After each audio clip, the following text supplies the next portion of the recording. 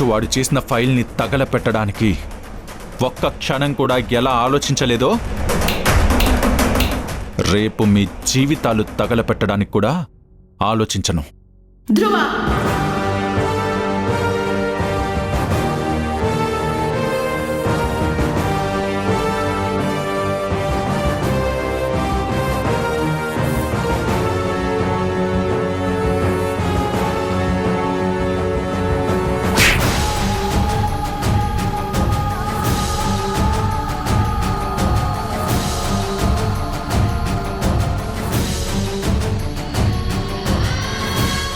ఇంత దిగజారిపోతావా?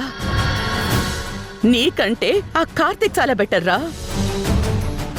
ఉద్యోగం ఇచ్చిన ఒక్క కారణానికి చాలా నిజాయితీగా ఉన్నాడు. మన కంపెనీని ఎలా పైకి తీసుకురావాలని ఆలోచిస్తున్నాడు. నువ్వు నా గురించి, ఈ కంపెనీ గురించి కూడా ఆలోచించకుండా ఇంత చీప్గా వ్యవహరిస్తున్నావా?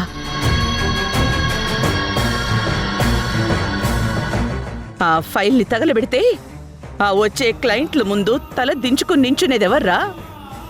నేను. అంటే నీ పంతం కోసం నేను తల దించుకున్నా పర్వాలేదు, నా పరువు పోయినా పర్వాలేదు, అంతేనా? నీలాంటి వాణ్ణి చేసుకుని అది రోజు నరకం అనుభవిస్తోందిరా.